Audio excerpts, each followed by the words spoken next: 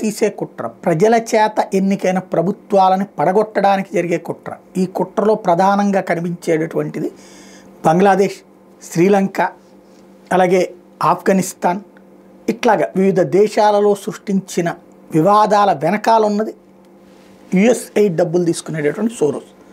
అదే సందర్భంలో ఈ సోరోస్ టీం తీసుకొచ్చినటువంటి విచిత్రమైనటువంటి అంశాలు శ్రీలంక కావచ్చు, మయన్మార్లో కావచ్చు, నేపాల్లో కావచ్చు, భూటాన్లో కావచ్చు, ప్రతి చోట కూడా వీళ్ళ అరాచకపు వ్యవహారాలు ఇవాళ కాదు అది దశాబ్దాలుగా నడుస్తుందనడానికి తాజా సాక్ష్యాలని విదేశాలకు సంబంధించిన వాళ్ళు ప్రొజెక్ట్ చేస్తున్నారు. సోరోస్ ఫౌండేషన్ ఎలాంటి వ్యవహారాలను నడుపుతోంది అనడానికి సాక్ష్యాలను నిలదీసి అడుగుతున్నటువంటి పరిస్థితి అయితే ఉంది.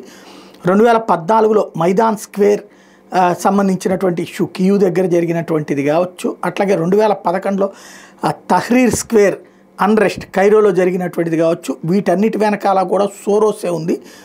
అలాంటిదే ఇప్పుడు ఉక్రెయిన్లో కానీ అట్లాగే మిగతా ప్రాంతాల్లో జరుగుతుంది. ఒకటి ఉక్రెయినియన్ భాషలో, ఇంకోటి అరబిక్ భాషలో సేమ్ ఫార్ములాని అమలు చేశారు అంటే అర్థం చేసుకోవచ్చు వీళ్ళు ఒక వ్యూహాత్మకంగా ప్రపంచవ్యాప్తంగా ఆధిపత్య ధోరణితో కథ నడుపుతున్నారన్నటువంటి పాయింట్ని ఇప్పుడు వెలుగులోకి వస్తున్నాయి.